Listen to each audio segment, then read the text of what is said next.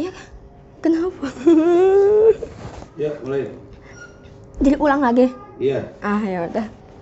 Assalamualaikum warahmatullahi wabarakatuh. Waalaikumsalam. Berdirinya saya di sini, saya akan menjelaskan Fikrul Islamiyah bab tentang Allah adalah hakiki yang bisa disentuh keberadaannya, bukan konsep hayali di dalam benak. Jadi, banyak orang di bumi ini, terutama orang-orang barat itu, mengimani Allah hanya sebagai konsep, bukan sebagai hakiki.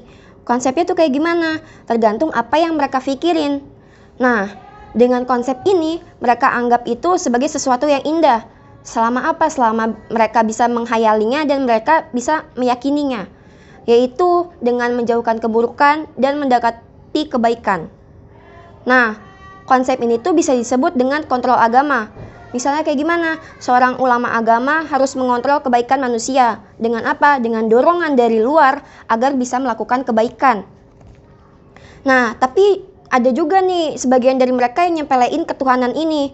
Sampai mereka itu sesat dan akhirnya membawa mereka kepada kemurtatan kepada Allah. Mereka pikir kalau konsep ketuhanan ini tuh hanya semata-mata hanya untuk mendorong akal untuk berpikir agar dapat menyentuh konsepnya saja. Nah, karena kalau misalnya belum menyentuh konsep tersebut, mereka tuh nggak bisa memahami keberadaan ketuhanan tersebut sebagai pengaruh. Nah, hal itu bisa menjadikan mereka kafir kepada Allah.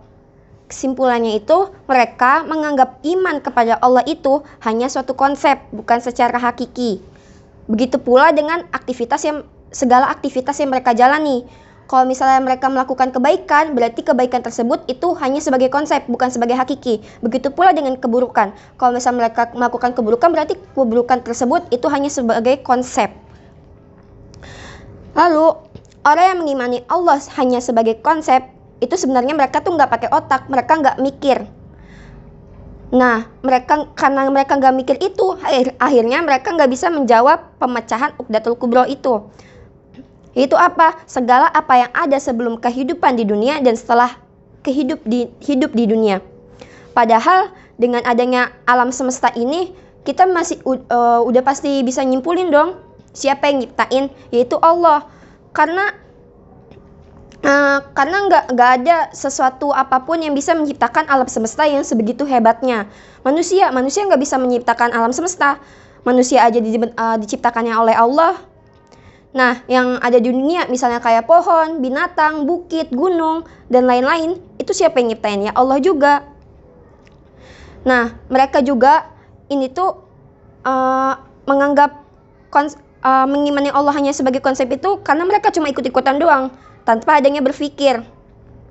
Misalnya, kalau ia diberitahukan kalau Tuhan itu ada 3, yaitu Tuhan Bapa, Anak, dan Roh Kudus, itu tuh mereka ya udah pahamnya dengan Tuhan yang ada 3 itu. Mereka nggak mau mencari tahu tentang apa yang sebenarnya fakta dari siapa Tuhannya itu gitu. Padahal faktanya apa? Allah itu yang hakiki, bukan sekedar konsep. Dan keberadaannya itu mampu dirasakan dengan indera, meskipun zatnya itu mustahil untuk dipahami. Contohnya aja, kayak pas kita belajar di atas, itu ada suara tenggorek. Iya, ada suara tenggorek itu. Kita mendengar suara tenggorek itu karena ada banyak binatangnya tersebut itu. Walaupun kita tidak melihat, tapi kita mendengar suaranya yang nyaring, itu pasti kita pahamin. Oh, pasti ada tenggorek itu di pohon lah, entah di mana lah. Walaupun kita tidak melihatnya, tapi kita meyakini kalau itu tuh ada binatangnya. Nah, benda-benda ini tuh bisa dipahami juga dengan indera, dan keberadaannya itu perkara yang pasti. Jadi yang ada di luar angkasa itu, semua itu butuh pada sistem. Api juga butuh pada sesuatu yang bisa membuat api tersebut terbakar. Nah, itu tuh bisa dipahami oleh akal kita, oleh indera kita, kalau hal misalnya kayak api tersebut butuh kepada yang lain, butuh kepada sesuatu benda yang lain. Dan yang butuh kepada yang lain itu nggak mungkin sifatnya azali. Karena azali itu nggak berawal dan nggak berakhir. Lalu azali itu ia tuh nggak butuh kepada hal yang lain. Jadi di sini tuh udah jelas banget ada perbedaan antara kholik dan makhluk. Kalau kholik itu berarti ciri-cirinya ia tidak membutuhkan kepada yang lain. Berarti ia azali secara pasti.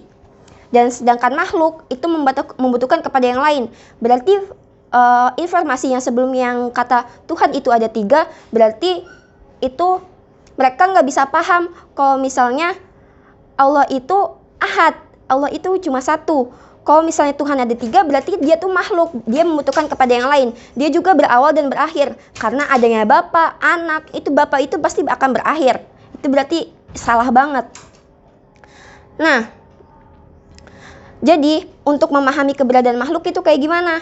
Kayak yang suara tenggor tadi yang di atas. Itu suaranya kayak gitu, kita bisa memahami kalau misalnya ada makhluk tersebut. Sedangkan memahami keberadaan Allah itu kayak gimana? Dengan adanya kita sebagai makhluknya, dengan adanya ciptaannya. Itu tuh udah jelas banget dan itu tuh bukan sekedar khayalan. Maka keberadaan kholik ini itu hanya udah pasti hakiki. Karena kita bisa merasakan keberadaannya dengan panca indera, bukan sekedar konsep saja. Jadi alam semesta, materi, gravitasi itu tuh bukan azali. Itu tuh sejak kapan? Ya sejak ia diciptakan, sejak dahulu. Gak ada yang baru pada tahu kalau misalnya 3 yang tadi itu bukan azali, itu tuh baru kemarin. Itu kan gak mungkin. Karena faktanya itu emang sudah sejak diciptakan. Nah, yang tersisa siapa? Ya Allah yang menciptakan semuanya itu. Allah itu azali. Sejak kapan? Ya sejak dahulu, sejak sebelum kita hidup pun Allah aja udah azali gitu. Nah, Allah lah yang biasa disebut oleh manusia, bisa sebagai Allah, God, dengan bahasa-bahasa lain dari berbagai bahasa lah. Nah, dengan arti, ya Allah itu cuma satu, tetap aja satu arti, Allah. Nah, maka manusia ketika takut kepada Allah, maka ia pun akan takut kepada zat Allah secara hakiki. Ketika menyembah Allah, ia pun akan menyembah zat Allah yang hakiki. Nah, ketika ia menginginkan keridhaan Allah, ia juga akan meminta keridhaan kepada zat Allah yang hakiki. Dan itu semua, yang 3 tadi, yang takut, menyembah, dan meminta keridhaan itu bisa dirasakan oleh panca indera. Maka, jadilah manusia takut kepada Allah, manusia ingin terus menyembah kepada Allah, manusia ingin terus meminta ridho kepada Allah. Dengan apa? Dengan keyakinan yang kuat dan yang gak akan berubah, walaupun ada keraguan sedikit pun di dalam dirinya.